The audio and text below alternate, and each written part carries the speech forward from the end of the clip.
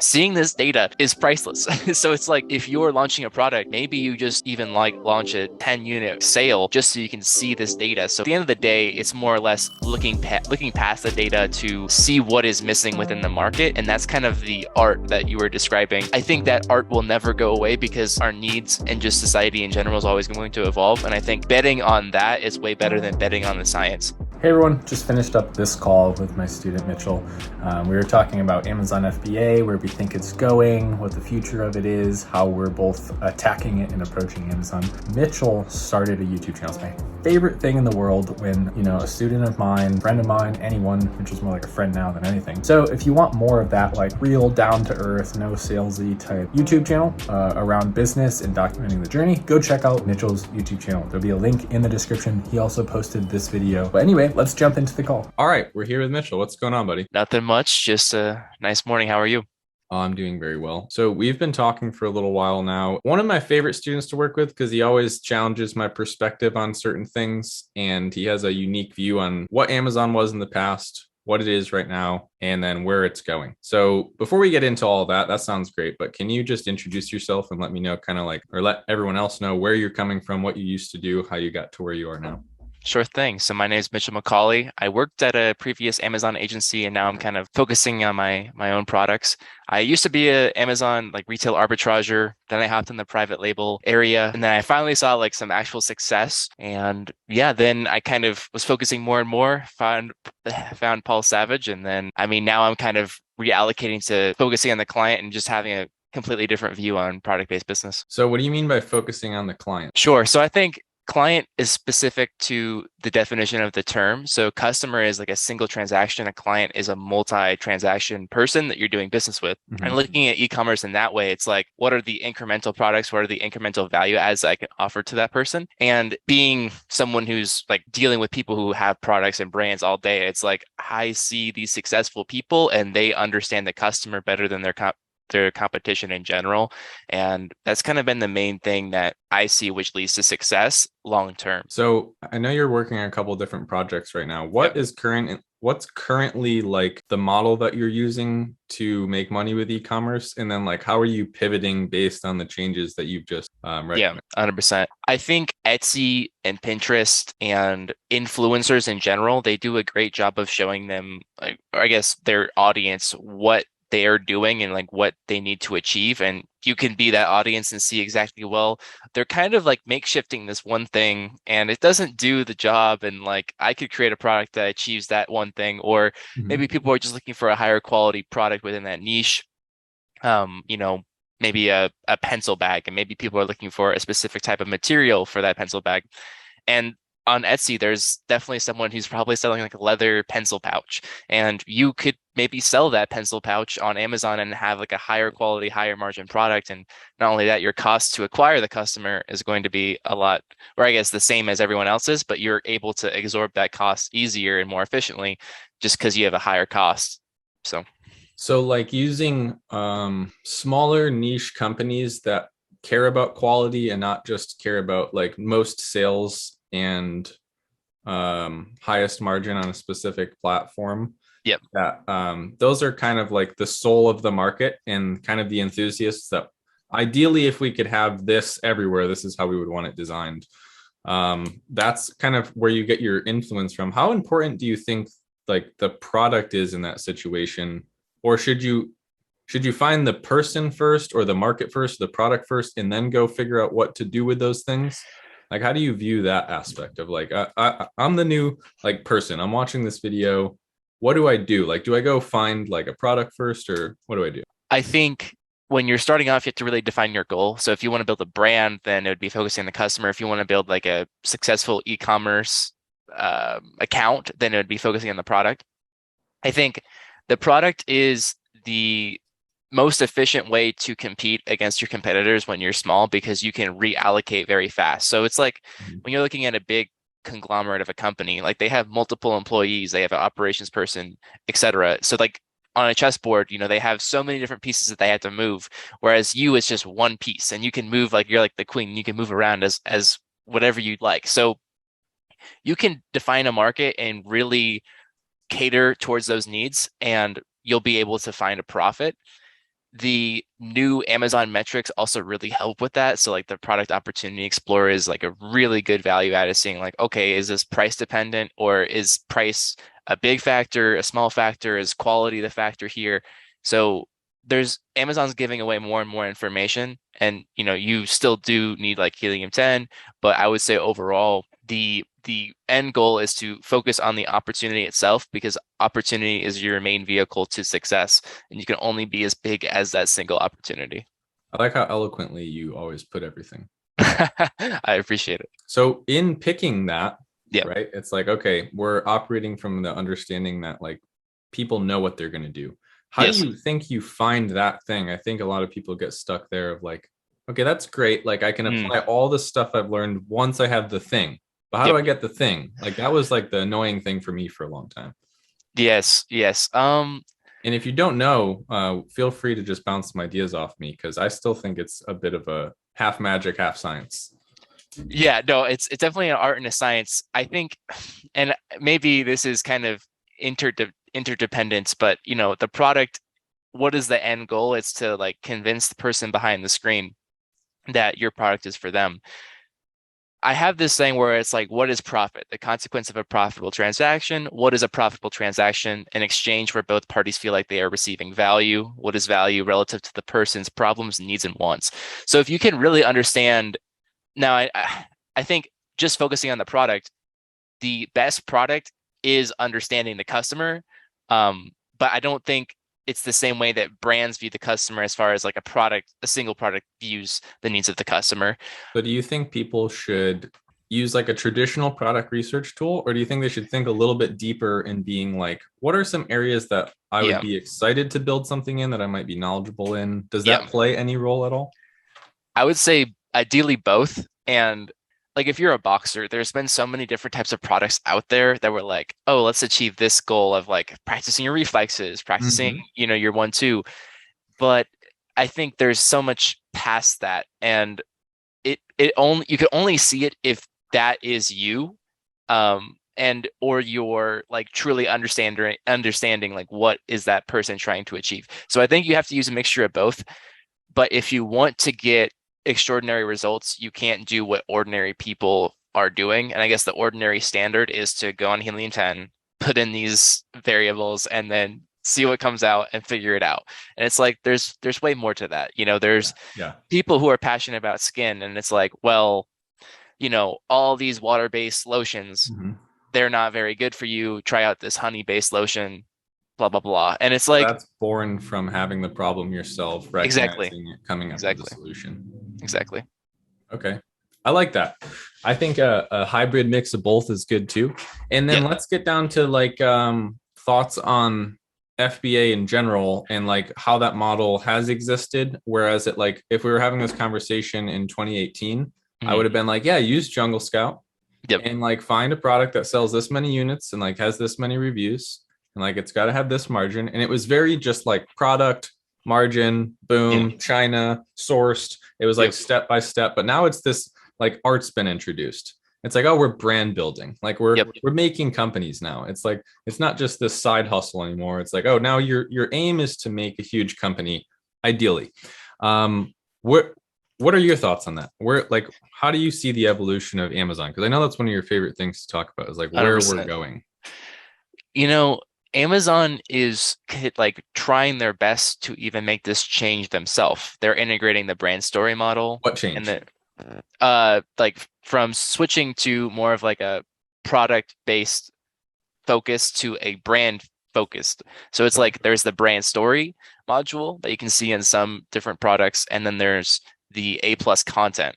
So these areas you can only do if you have a brand registered via trademark. They're just adding more and more, like the search query report. They're adding more and more data that will allow you to see what is the search volume for this keyword. How many people are in like how many people are converting from like being an impression to like clicking on the actual product? How many people are going from the click to add to the cart?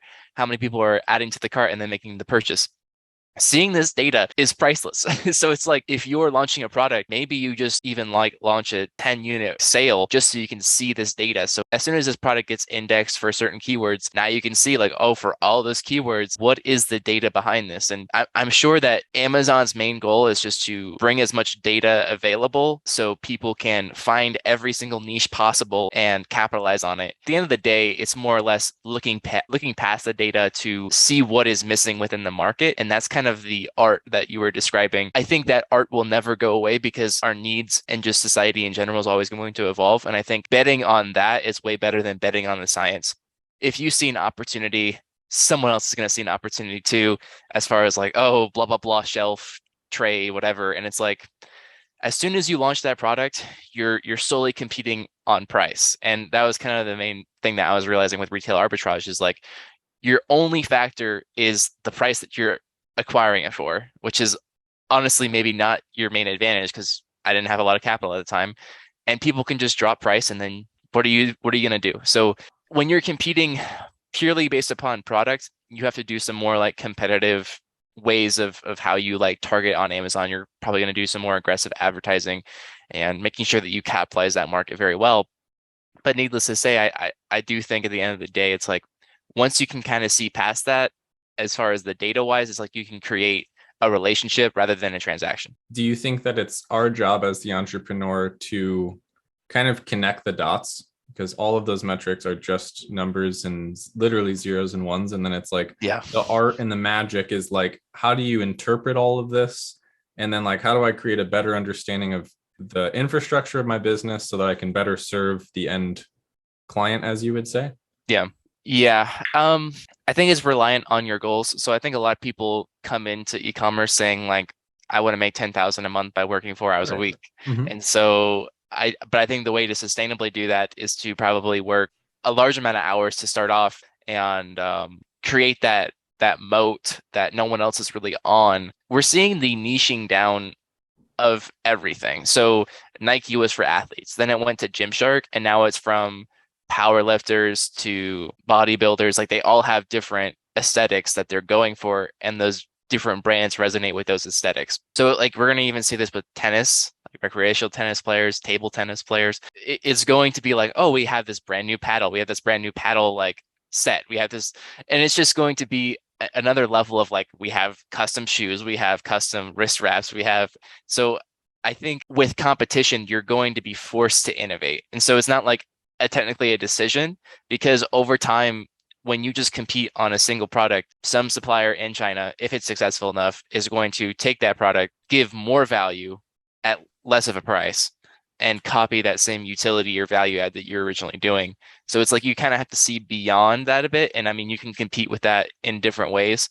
And we can kind of maybe get into that now or a different time, but it's really tough to have a sustainable model and sustainable profits with just a product-based idea or philosophy.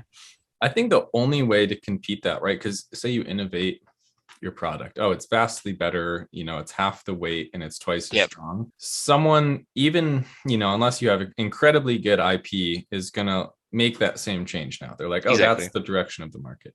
Yep. So the only thing we have to actually use as ammunition against that style of deterioration of a business is like how we make our customers feel. Yep. So I think I can go into any space, not me personally, not like arrogantly saying, I'm just saying like an entrepreneur can go into any space if they truly understand that person, even if they don't have necessarily the best product, but they have the best relationship with their customers. That's going to count as, I think, a new kind of currency also. Yes. Because what I see too is like, it's not cool to buy Coca-Cola anymore. It's not cool to like support huge business. Like everyone wants to be like, oh, I buy from them because blank, Yep. or like, I like the way they do this.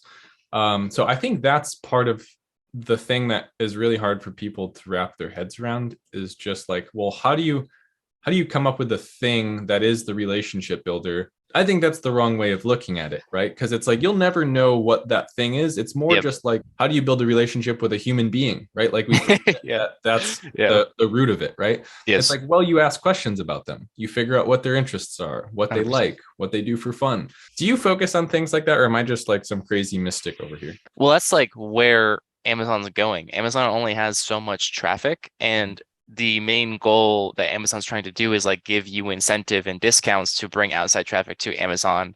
And I'm sure they're going to create a way to help you do that as well. I think that the whole change here is you're going to be a brand that sells on Amazon. And I know that's like maybe not the best way to word it out, but like you're not an Amazon brand. You're a brand that sells on Amazon. And that's kind of the whole thing that I'm seeing is how do you go beyond Amazon? You bring traffic and you create demand. So I think the future of what e-commerce is going to be is those people who can create demand, not out of thin air, but through other ways of traffic. Amazon only cares about making a sale, whereas Facebook cares about you making the sale. And so Facebook will give you way more targeting features and et cetera. So that whole philosophy is going to go way, way, way into like Amazon as a whole, and Amazon's now becoming like 3PL. They're doing so many different things as far as like, oh well, if you sell on Amazon FBA, like you can do a buy with Prime button on your Shopify account. All of these things they're slowly integrating, like we've reached the max of where Amazon is. Now it's time to allocate further out. I kind of have this like interesting thought experiment that I've been thinking about lately because everyone I think gets too tied into, okay, branding's new to me. Like I just finally figured Yep. out what Amazon FBA was. And now you're telling me like, oh, it's actually 10 times harder than that. So like a good way to look at it for me would be like, if Amazon didn't exist, how would you grow your brand? And it's like, oh, well, like I would have to tell people about it somehow, right? Like that's like everyone gets to that point. Like that's not too deep to think. It's like people need to know I exist. It's like, okay, so I start posting on social media platforms. And then it's like, what am I telling people about? It's like, oh, what we're working on, or, the products that we're developing. And it's like, well, what are you developing, right? How do you know that you're developing the right thing? It's like, oh, because I thought of a problem for a specific person. So then it's like, okay, do all of that and now also listed on Amazon. Yeah. Yeah. Yeah. And honestly, like Amazon has gotten such like to a systematic way as far as like, how do I get rank one? Mhm. Like drop price, be aggressive on advertising, make sure you're indexed, do a lot of, it's just like there's so many like core philosophies of like, how do I make a title? How do I make bullets? How do I do this? And it's just like as soon as you understand like the basics of Amazon, like if you only know that, you're only as good as the product allows you to be. But if you are something beyond just Amazon optimization and you're getting traffic from outside, if you're understanding the customer, building like an actual base to like to stay stable on, it's like what's going to happen when Amazon delists your listing? Mhm. You're ready to like allocate those funds somewhere else. And yeah, I think the aspect of doing ads to then bring traffic to your Amazon listing is kind of something that I'm not too sure how much Amazon's going to reward you on. But like if you've already reached the peak of where Amazon's allowing you to be, I think it's probably going to be more advantageous to like sell it via your own website and have Amazon fulfill it. And I think it's kind of a case by case basis. I don't know what the conversion rate difference is going to be. Does seem to be higher on Amazon itself, but at the same time, I think most people who are aware of your product and are your customer or client, they know what it does from like the first sight of it. Yes. They're like, oh yeah, that's what this is. And then it's like, well, I'm not emotionally ready to make this purchase. And I think that's the whole aspect of like, .com secrets and expert secrets is like, how do you actually understand people? Well, people are emotional first, rational second. They make an emotional purchase and then rationalize it later. And Yeah. so Amazon's like kind of always like logic, logic, logic. And it's like they if they allowed us to have like a funnel, then I would say like, okay, Amazon by all means is the way to go. But I Yeah. think large scheme, like I don't know, maybe the conversion with the funnel is better. And it's kind of something that maybe you convert them with the funnel and then they go to your Amazon listing. There's a bunch of agencies that are like, hey, they do a TikTok ad and then that TikTok ad goes to a landing page. That landing page goes to Amazon. I just don't know what's the like, I guess, what's the true cost and value analysis behind your own website and Amazon. But I'm gonna say that your own website might be better as far as like profit wise, but it's hard to tell. If you haven't reached the cap of your niche, then probably sending them to Amazon will go, it will be the way to go. But it all depends on like what the data says. Like this is definitely a very much of a science. So I definitely think that there are people in your audience who you can make sales to who don't care as much as some people. Yeah, And a lot of those people don't have the product name in their Instagram handle, and they don't like care about the community side of things. A lot of yep, those people are just like have a necessity, or they're like have this desire to get something. And a lot of those people are already searching for it on Amazon. Every month we can see keyword demand. We can see how many people are. So like, I think it'll never be a bad thing to put your product in oh front yeah, of hungry customers. But like you said, there will be a point where you're like, okay, I've kind of reached my like, past a couple months, 6 months, a year into Amazon. It's like, you're not tripling your figures anymore. It's like, you exactly, found your lane, right? It's exactly. like, oh, we're always going to do 16K a month. Like, it's never going to be much better than that. Like, we've done everything we can do here.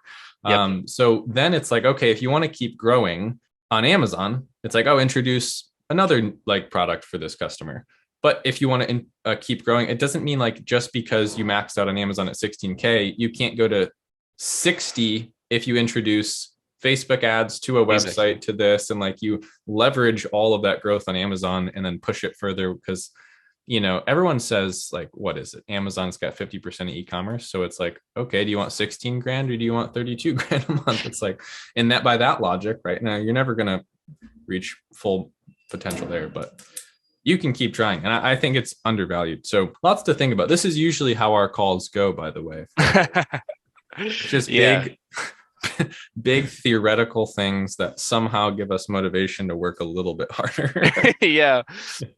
I will say this though. I think people go on Amazon and when they're on Amazon, they've already emotionally invested. Like I am probably going to purchase a product. 100%. And then like when they're scrolling through, it's like that is how you kind of create a brand. It's like not like a transaction. It's like here's this post, here's this post, here's this post. And I think a lot of people just have like a basic like, oh, here's this product. And it's not like, oh, here's how this product changed my life. Or like obviously not to Yeah, that level, that's the but story, right? yeah, exactly, exactly. And so I think, yeah, Well, that flies over, back. yeah, yeah, no, he's really loving the ecom talks. So yeah, but I got distracted. Needless to say, uh, I definitely think they're both needed. So Are you working on both right now? Like, what do you, how 5 year from now, Mitchell, like, what does he have, own, or operate? I'm kind of working in like a brand for track athletes currently, and then kind of have like my own private label stuff going on. It's like I can't turn away the profits from private label like right now, and it's not like anything is demanding my time too much. And now that I'm kind of allowed to allocate more time overall, it's just the best of both worlds. Um, I would say that I'm kind of doing both. I'm building a brand and I'm also doing the product based, like how do I just with this hero image, how do I convince someone to make a purchase? Like what areas are people like what keywords are not converting for this current product? And it's like, well, what product could convert for those keywords because I didn't understand what that purchase intent was. And I'm like, oh, now that I understand that, it's like they're wanting this type of thing. They're not wanting this. And I'm like, oh, okay. And that's like the science of it that I really enjoy, but I also really enjoy the art of it where it's like understanding the customer behind the screen. And that's kind of the biggest thing that's going to be like what everyone's talking about maybe 5 years from now. But like right now, it's just not the trendy thing. And people can get away with doing what I'm doing with private label. I just don't think it's going to be the most sustainable. So I think it's also invaluable for like people like you and I who have sold as private label sellers with no focus on branding before, yeah, because we see that like, oh, the product matters a lot. It's like if I had a slightly different product, I would have way outperformed this yep, one. And I could look at that and I could see why that's happening. And I know exactly. like, oh, that flopped because of this.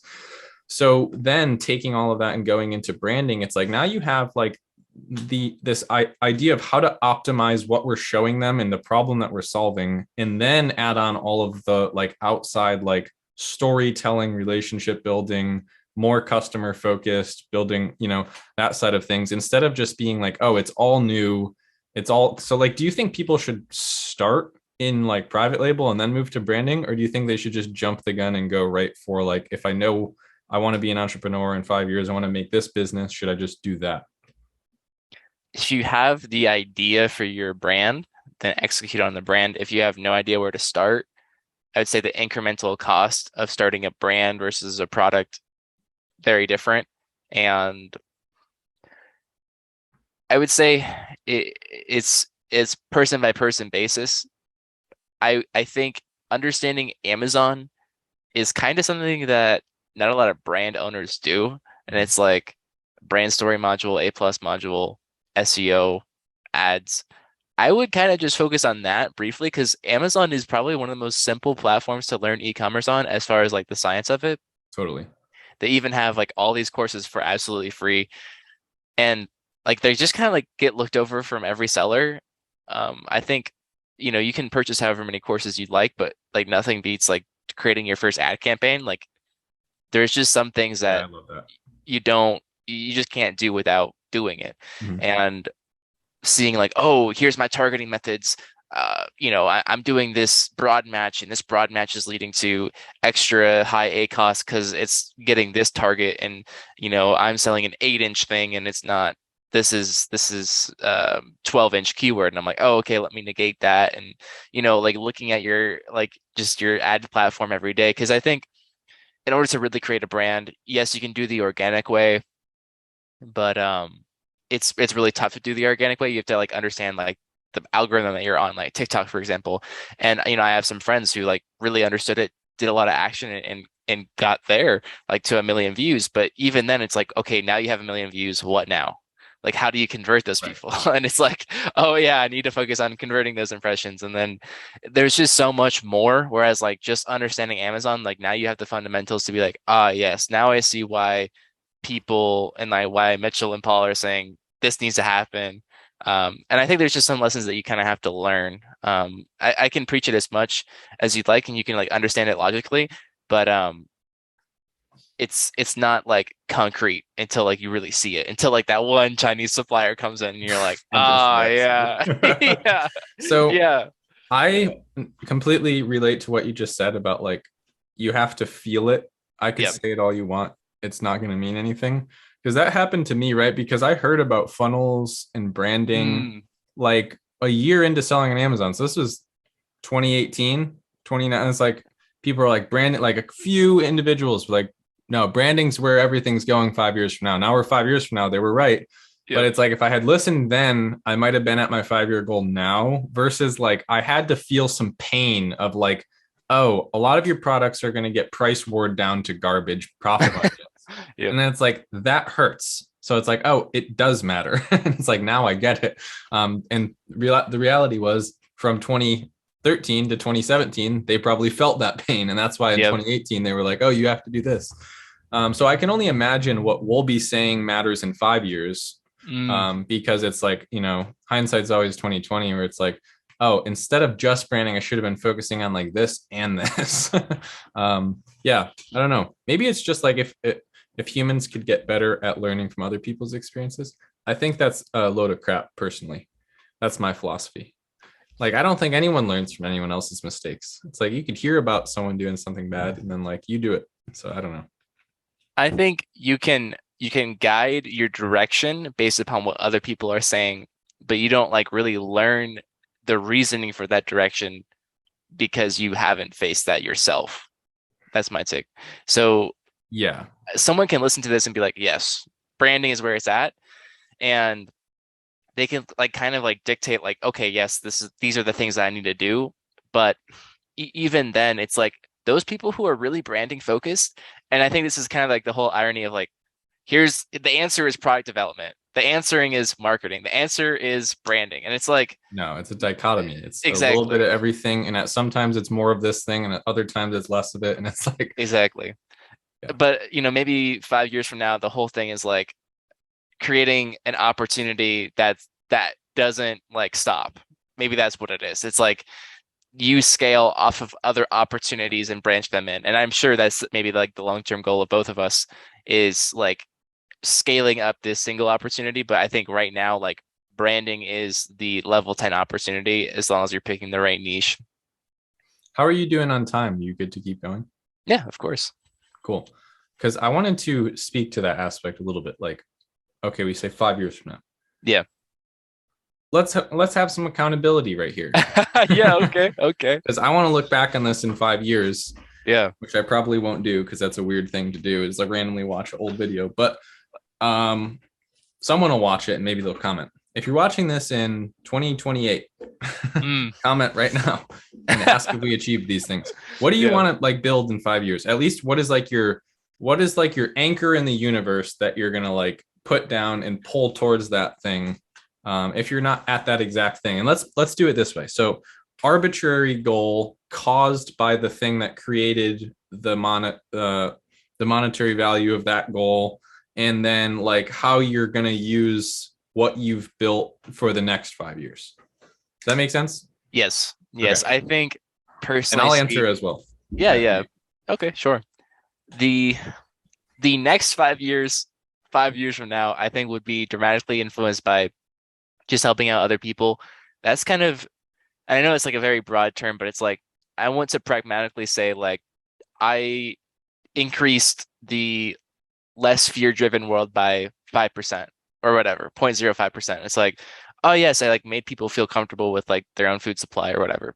Mhm. I think that's kind of, I've been always curious, like, oh, how can I make my own food, but like profitably, like sustainably, and like without even doing any work? And it's like, oh yeah, that sounds like a solid like e-commerce course, I'd say the niche of e-commerce is like there's such a hard line of like finding like a good one versus a bad one. And I think being the Alex Ramosi of e-commerce is kind of like the not like the goal. I would say it's So coincidentally. for those of you who don't know, Alex Ramosi is an author of $100 million offers. Yes. Yeah, no, and he has a great view as far as like helping just anyone who wants to get from 0 to 3 million. Like here's the things that you need to do and focus on. And I think being if I'm at where I want to be in 5 years, that's going to be what the next 5 years is. As far as what I need, where I need to be in 5 years, I would say I feel like by the end of this year, I'm going to probably hit 100K in sales. And I mean like super, super profitable sales, which is like really exciting. I think what I really want to do is be a master of e-commerce in general. Like it's not like Shopify, it's not like Amazon. It's just like I know how to create demand, I know how to service that demand, and I know how to figure out like what needs to be demand or what that demand is. So I think when you understand those simple philosophies, it just depends on what vehicles you're using, and I want to be able to use all vehicles to achieve that end goal efficiently. As far as what that is, I think me being like semi like track athlete, like definitely not at all like an athlete, but I enjoy track sports like running and etc. I know what needs to be serviced and what needs to be done. And so I'm kind of creating those products. And I think by that, especially by that time, like there's going to be some super cool, like super simple stuff that you're gonna be like, how did I never think of that? But I did, but So what was the 5 year arbitrary monetary goal? monetary, yeah. So that's kind of where I don't like making those goals because I always reach. I say like, oh, my goal is to reach like 3K profit a month, and then I'm there, and I'm like, that means nothing. Like what I If thought that it meant. if you don't have something to do with it. That's why I put a Yes, caveat in there. fair I was enough. like, what's the arbitrary goal? And then what are you Yes, going to do with that? And how does yeah, that fund your next big venture? yeah, yeah. Good point. I think by then I'd probably 5 years from now, hopefully I'm at like 10,000 sales or 10 million a month in sales. Yeah, that seems pretty fair given A the hundred profit twenty margins million dollar per year business in 5 years. per That is month. incredibly ambitious. You said 10 million per month. Oh, sorry. Yes, sorry. 10 million per year. Sorry. I see. This is why I get a little nervous when you ask like specifically. But yeah, I think I have a I couple like of the first brands. one better. Hey, maybe that's gonna be like what happens. I think maybe by the first year I might hit that. We'll see. I'm very much a person who just tracks the tasks and not so much the results. I learn from the results of those tasks. Like, Mhm. oh, how did this hero image affect conversion or total number of clicks? Um, but I guess I hold myself very accountable, and I can't put too many goals out there. Otherwise, it's like, gosh, why did I sleep tonight? I could have done this, you know? Right. And it's like, So um, what is like the one or two line mantra sure. of the next 5 years? It's like I want to achieve this with this amount of time to do this and then work Mm, on this. So I think if you can clarify it like that, it yeah. helps you a lot. That's why Mm, I'm always big on this. Like I love asking people this because it's like a huge anyone could like eventually get to a couple points that sound good about what they want to do, but when you yeah. have this like one liner that you can like repeat in your head of like I'm doing this, I'm doing this, I'm doing this. I was listening to a manifestation podcast, I would say. I don't know, it wasn't really a podcast, it was an episode of Rob Deerdeck's Build with Rob Yeah. that just came out, and it was about manifestation. And he was like, it is never going to be what you think, but by knowing one thing specifically that is serving as your anchor, Yep. your brain doesn't know the difference between what's real and what's not real. Like you just have your thoughts and like your senses. So it's like if Mm. you can continuously be like, this is what we're doing, you'll eventually find the pathway to that thing if you continuously know a very clear vision. So, what is the super clear one liner vision? Making $1 million in profit in e-commerce, because I'm highly focused on like actual profit. And I think that's kind of the biggest thing, that the e-commerce trend is like, here's my Shopify sales, you know? Right. And it's like, I track profit because that's what I care about. Mm-hmm. And I think once I Love hit that. that number, it's like, yes, like like I am like an e-commerce expert. Like that's kind of like, I know the things, and I've like helped businesses make 100,000 in a month, you know, but I haven't So done you that want to myself. be okay. So I want to make $1 million in profit annual e-commerce business so that you can do what with that? So I can statistically help like people create their own sustainable food supply. I think that's kind of Okay. like the decentralization of food. Like we buy it from everywhere else, but like how can I just be self-sustaining in that aspect? And it's a really complex problem to solve. And you know, there's a reason why it hasn't been solved yet. And I have a couple ideas on how, but yeah, that's for another time. Okay. Wow, that's very cool. That might take some funding, huh? Yeah, that's the goal though, to have that funding and the trust to hopefully get some people to invest, because yeah, Why it's a is giant market. the first goal so different from the second one? It's like e-commerce and then It's the like same thing. it's like It's the same thing. No, because I the you're easiest gonna way sell to a achieve physical that. product of some kind Yes, that helps you. yes, yes, Okay. yes, yes, yes. And I see the niche as far as where these physical products are within the gardening, and I'm like, oh, if we could just do that and that, like the customers would love it. Like they wouldn't have to do this and this. And I'm like, oh yeah. And then I looked at the Okay. I capital like that's that. needed. And yeah, the capital that's needed though is insane. So I'm like, we're saving that for later, you know? And yeah, yeah. I mean, we had a couple calls as far as like consultation calls, as far as like, oh, should I do this, herb thing? And it's like, yes, you should, but like, there's like a couple of things that you can do that to improve it. And it's like, it wasn't really like scratching my itch, Like I really like when I do this, I want to like really do it. And yeah, what's yours? So I want to make in the next 5 years, not even I want to, I'm going to build a $10 million acquired e-commerce business. Mm, Throughout which achieving that goal, I'm going to learn everything it takes to grow a business to be that big to get it acquired for 10 million. yeah. So it's like, it's probably going to be trading on like a, 4x multiple. So it's actually like a $2 million annual business in profit or something. And it's like, but anyway, Can I ask a question? Like, why does it yeah. have to be acquired? Like, why do you have to sell it? Because I want a lot of cash in my bank.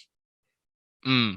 And that's for your next five Yeah. years? I see. I see. So like I would rather have the cash than the cash flow in 5 years.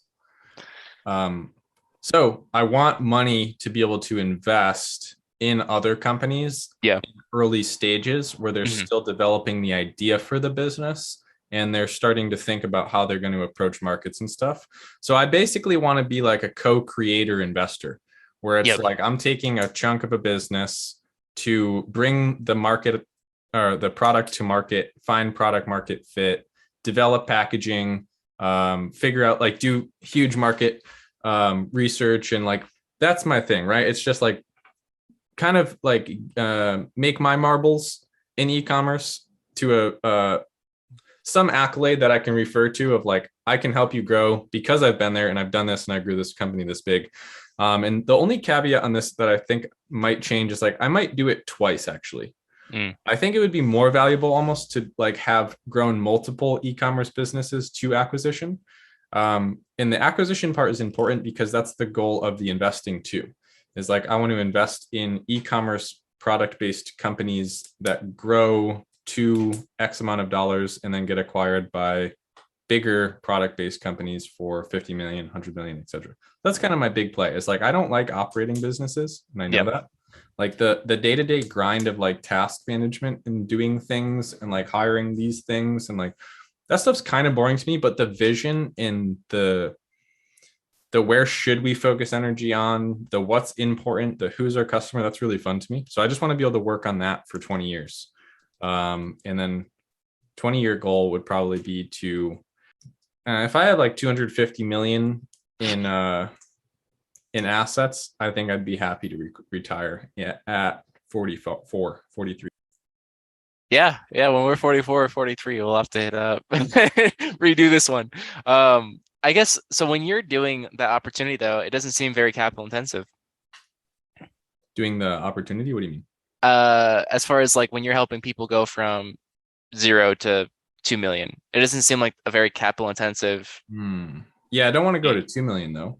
I want to go to like 10 million. Yes, my apologies. To start at 2 million, and then go from there. I would say it is though, because like I don't want it to take 5 years. I want it to take 18 months, 2 years, right? Depends on how good the opportunity is. Like, so each unit I'd sell Keep of in mind you're talking to a guy 6 years from now at this point. So I don't have yes, all the answers yeah, for you yeah, yet. yeah, yeah, yeah. I think maybe it's to help those people who desperately need capital. Because like, well, there's a difference between like the Ryan No, I Daniel wouldn't say Moran. that. Really? Not for me, no. Personally, I'm not like Mr. Charity. I'm an entrepreneur. Yeah, If your idea is really good and I think we could take it to market and grow it, I'm going to have a really good time. If I like this person, I want to grow a company with them, we're going to do it together. yeah. Not just like, I could take the money and go give it away to a bunch of people. That would work too. And people that would need it Yeah, more. But yeah. that's not me. And like to pose as some guy that just like, oh, I'm going to give it all away. It's like, that's not my goal. Like I already am a charitable person in that I have a strategic charitable like plan where it's like, okay, this Same. percentage of earned profit goes to these charities. And I've been doing that for a while. GiveWell's top charity. GiveWell's an organization that always organizes basically the most useful dollar donated. How can you do that? So it's like if I have $10 to donate it, what would be the biggest change that could happen as an exchange of $10? And they always rank organizations and charities based on how far a dollar goes. Mm. So lately, like I think like the past decade, it's just been malaria.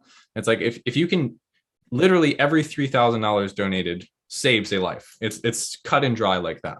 It's like just mosquito nets in Africa are going to save this many lives. So it's like I've been giving to that. But anyway, yeah, like entrepreneurship, I think it's different. It's just like Yeah, no, I like I agree. want to like grow a company profitably. Yeah, 100%.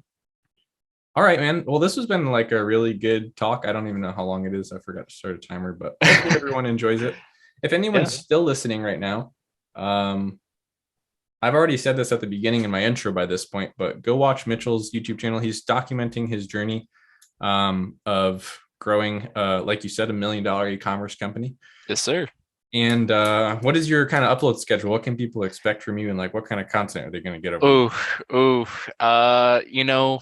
I think the type of content is just whatever's kind of on my mind right now. I haven't really like created like a way to truly hold myself accountable.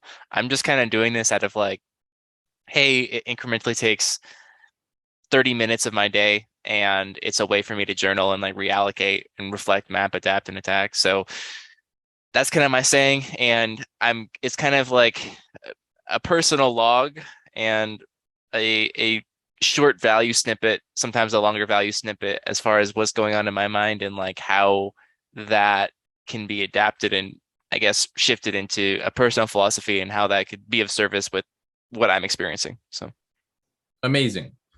Um, that's definitely what I would say. Go check it out. Because like if you've been watching my YouTube videos for the last 4 years, I could see Mitchell going a similar route where it's like he's not going to be Mr. Amazon FBA like I've been for the last 4 years, but it's like if you want to follow along someone's journey who knows they're not at the top and doesn't try and sell you a dream, this is the guy to go watch. yeah, That's the words that I could give you. I appreciate it. Yeah, and I'm excited to see what you're going to be doing here too. So yeah, I'm just excited for the next 5 years. So cheers to that. Awesome. Well, we'll leave it there. Wise words. Thanks so much for everyone watching, and I'll see you in the next video. Later. Bye.